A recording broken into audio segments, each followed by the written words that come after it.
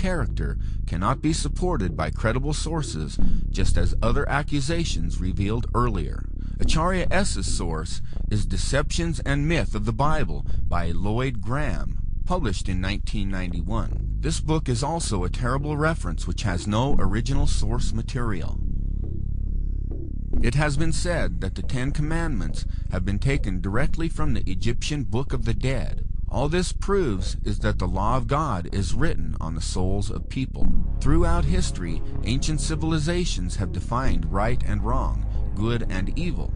Some have been very close to God's holy standard of truth, while others have been morally destitute and perverse. As the Apostle Paul wrote, "For when the Gentiles, which do not have the law, do by nature the things contained in the law, these, not having the law, are a law to themselves, which show the work of the law written in their hearts, their conscience also bearing witness, and their thoughts the meanwhile accusing or else excusing one another." In other words, we all have knowledge of God's universal and moral law. All humans have a common concept of what is morally right and morally wrong, such as murder, stealing, lying, and committing adultery. Justin Martyr, a 2nd century Christian defender, wrote, "When we say that Jesus Christ was produced without sexual union, was crucified and died and rose again and descended to heaven, we propound nothing new or different from what you believe regarding those whom you call the sons of Jupiter." He also wrote, "And if we even affirm that he was born of a virgin, accept this in common with what you accept of Perseus." Justin Martyr was raised in a pagan home and was familiar with Greek philosophy.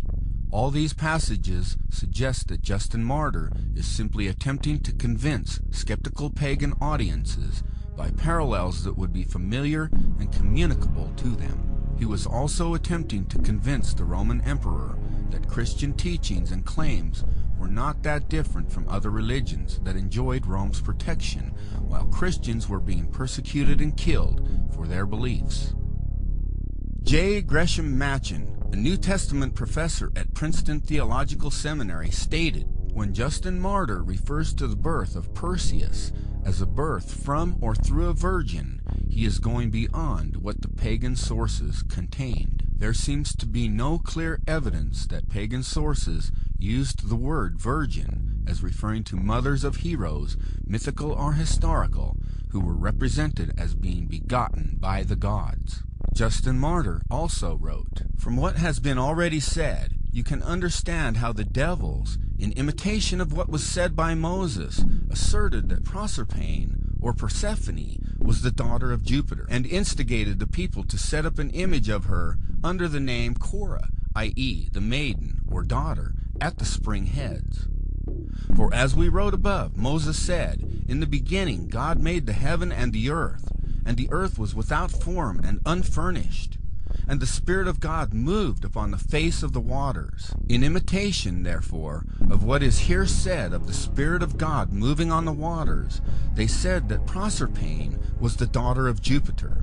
And in like manner also they craftily feigned that Minerva was the daughter of Jupiter, not by sexual union, but, knowing that God conceived and made the world by the Word, they say that Minerva is the first conception, which we consider to be very absurd, bringing forward the form of the conception in a female shape. And in like manner, the actions of those others who are called sons of Jupiter sufficiently condemn them." Justin did not argue that the demons or the devil copied Christian beliefs beforehand, but rather they copied the older Jewish beliefs. The simple fact that there are parallels between Jesus and other figures, including people in the Bible like Joseph, does not make either of them fictional.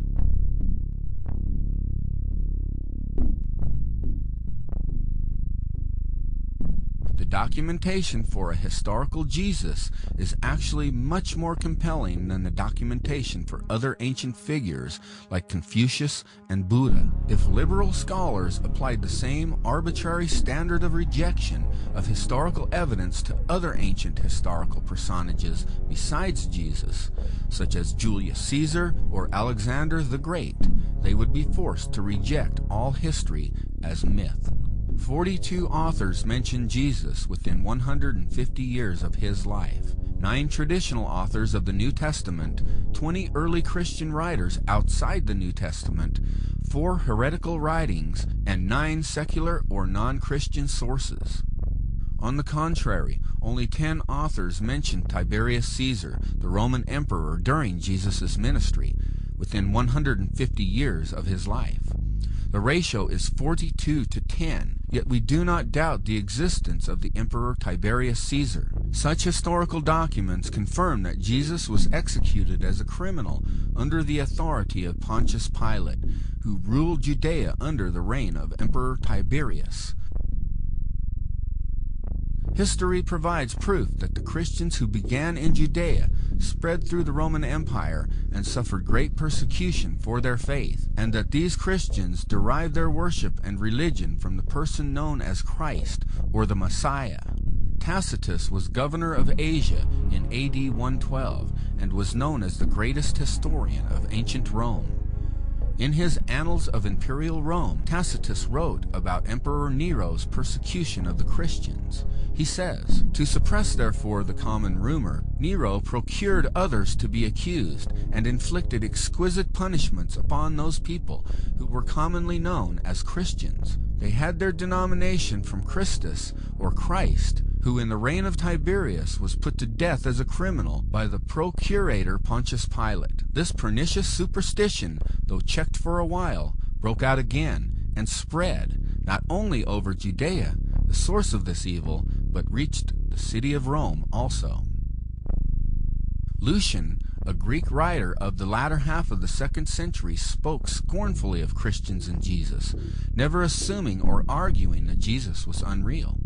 Lucian said, "You see, these misguided creatures start with the general conviction that they are immortal for all time, which explains the contempt of death and voluntary self-devotion which are so common among them. And then it was impressed on them by their original lawgiver that they are all brothers from the moment that they were converted, and deny the gods of Greece, and worship the crucified sage, and live after his laws. All this they take quite on faith, with the result that they despise all worldly goods alike, regarding them merely as common property." Suetonius was the official historian during the reign of both Emperor Trajan and Adrian. Speaking of the Emperor Claudius, who ruled from 41 to 54 AD, he wrote, "He banished the Jews from Rome, who were continually making disturbances, Chrestus being their leader." The name Chrestus is another spelling for the name Christ, or Christus.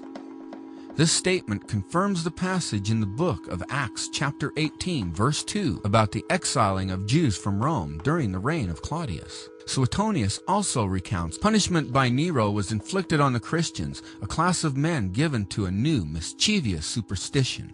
Suetonius confirms that Christians were suffering and dying for their conviction that Jesus had really lived, died, and risen from the dead, a mischievous superstition.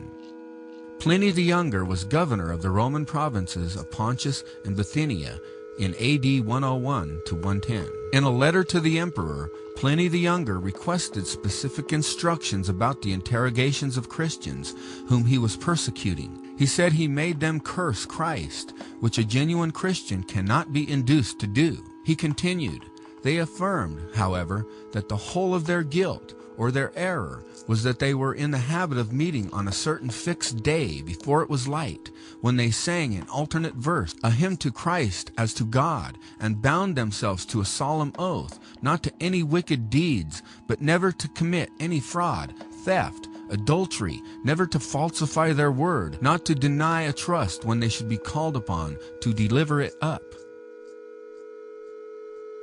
Dated around AD 52, Thallus was one of the first secular writers who mentions Christ. Julius Africanus is one writer who quotes of his historical writing, saying, "Thallus, in the 3rd book of his Histories, explains away this darkness as an eclipse of the sun, unreasonably, as it seems to me unreasonably, of course, because a solar eclipse could not take place at the time of a full moon, and it was at the season of the Paschal full moon